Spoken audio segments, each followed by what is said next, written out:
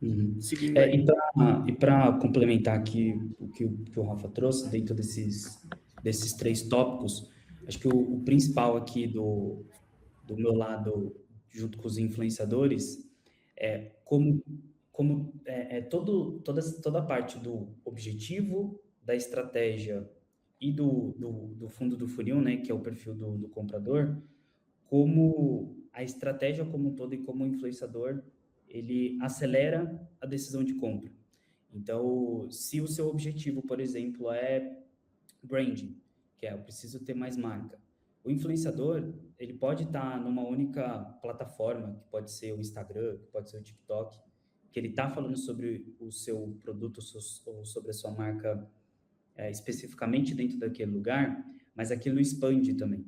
Porque o público comprador, ele pode sair dali, ele pode ir para o Google, ele pode ir para o ChatGPT, ele pode ir para outros lugares para poder pesquisar sobre a marca, e isso pode aumentar a decisão de compra. Então, eu já vi o produto tal, mas eu já vi no supermercado, ou eu já vi em alguma loja específica. E aí, quando eu vejo o influenciador falando sobre aquilo, aumenta a minha decisão como comprador sobre aquele produto. Né? Então, ontem, por exemplo, numa reunião que a gente estava tendo aqui com uma marca para poder fazer uma parceria em collab, então é um influenciador que tem uma marca própria com um outro influenciador que também tem uma outra marca. E aí o marqueteiro da outra marca falou: ontem eu vi o vídeo de fulana falando sobre o produto de vocês, eu consegui entender mais sobre o produto e aí eu entendi que aumentou a decisão do lado dela da gente poder fazer uma collab. Então, acho que isso transfere muito para quem está no bastidor fazendo essa troca de estratégia do lado do influenciador e do lado da marca, e principalmente para o público comprador, que a gente consegue aumentar essa percepção de valor e principalmente a decisão de compra para ele poder seguir ali na compra dele. Então, para poder complementar aqui esses três tópicos do que o Rafa trouxe aqui. Sensacional, Murilo e Rafa. Eu acho, inclusive, que essa dica aí foi maravilhosa. Eu até vou ressaltar para o pessoal que está assistindo, gente. Antes de decidir contratar um influenciador, dá uma olhada nos comentários dos posts de público que ele tem, né? Principalmente para ver se a galera está falando mais dele ou do produto. Isso é muito bom, essa dica aí. Eu acho que a gente consegue ter uma noção clara se essa interação está indo numa direção de comprador ou não, de fato.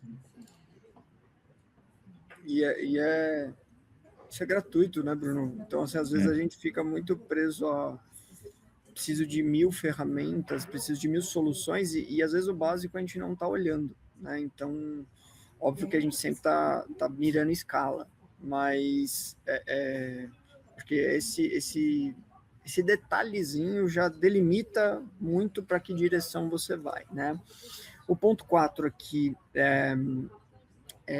a gente chama, né, de perfil ideal de influenciador, né? Tem que ter, como se fosse um ICP ali de quem é o seu influenciador ideal, porque, de novo, eu sempre separo o que é um influenciador do que é um empreendedor dentro dessa cadeia, porque, de fato, o empreendedor ele vai ter um comprometimento com a marca, com o conteúdo, com o resultado totalmente diferente. Então, isso é um ponto que vale muito a reflexão. Putz, eu estou contratando um influenciador que puramente quer fazer uma public post, ou ele está engajado, ele está preocupado com o resultado que ele precisa gerar. Isso é um ponto fundamental e, assim, nesses anos, trabalhando dentro desse universo, isso é um ponto que eu acho que a gente precisa educar bastante aqui, que é fazer com que esse influenciador tenha mais essa consciência de, cara, vender uma publi entra naquele lugar de muito pontual, muita incerteza, muita falta de comprometimento. Quando a gente entra na camada do empreendedor, cara, isso vai construir relacionamento de longo prazo e tem outro impacto dentro dessa cadeia, né? Aí daí para frente, né, a gente entra no processo de seleção. Acho que se você preencheu muito bem e cumpriu muito bem as outras etapas, provavelmente você vai chegar com muita clareza nesse momento aqui.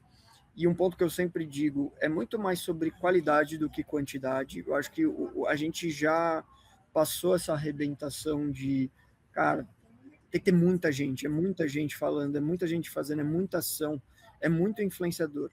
Cara, eu acho que tem momentos para você ter quantidade, mas na maioria do tempo, eu diria 80% do tempo, é sobre qualidade.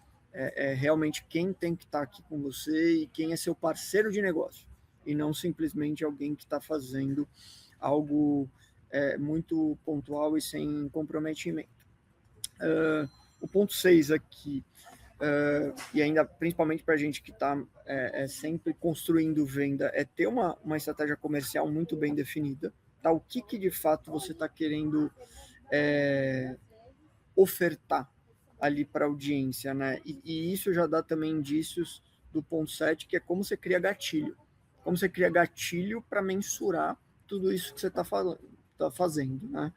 Um desafio que a gente sempre teve aqui no Universo Polishop foi mensurar na loja física, né? Porque a gente vende, a gente é omnichannel. E assim, uma coisa que a gente foi construindo e foi comprovando é que o influenciador ele impacta todos os canais. Ele impacta um canal especificamente. Obviamente que o canal digital ele é o canal mais próximo, ele é o canal mais rápido desse direcionamento acontecer. Mas até quando a gente for mostrar os cases, eu vou citar para vocês que assim existem vários resultados que a gente teve que o e-commerce não foi o canal que vendeu mais daquela ação naquele exato momento. Por quê? Porque a mensagem, o impacto, a construção de valor e o gatilho comercial estavam muito bem definidos dentro desse ecossistema. Então, o cara se sentiu à vontade, né? O cliente se sentiu à vontade de ir na loja e falar, cara, eu quero comprar isso aqui. Então, isso é um ponto muito importante, assim, precisa ter um direcional comercial, porque no fim do dia, de novo, ou você está fazendo a venda direta ou você está construindo venda. Então, você precisa ter, o cliente precisa ser guiado nessa cadeia.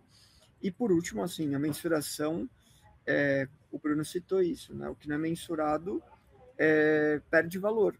Você não consegue comprovar aquilo lá. E, de novo, a gente está falando de um mercado imaturo.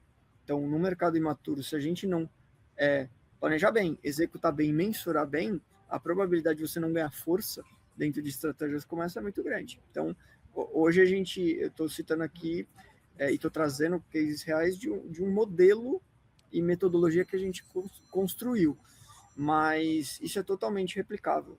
Então, existem formas de construir isso e que são bem mais simples do que eu preciso de muito recurso, eu preciso de muito investimento. Eu acho que coisas simples como ter um cupom, ter um link traqueado, ter um isolamento de ações. Eu sempre falo isso, cara, isola às vezes a ação. Você vai fazer uma ação, ao invés de você colocar 10 fatores para avaliar, faz um isoladamente. Você vai conseguir mensurar com muita mais facilidade do que fazer tudo em conjunto, ou muita coisa ao mesmo tempo, porque vai te deixar míope dentro dessa cadeia aí.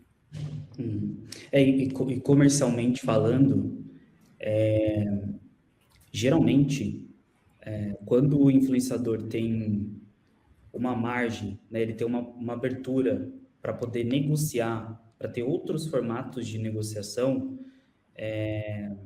vale muito a pena.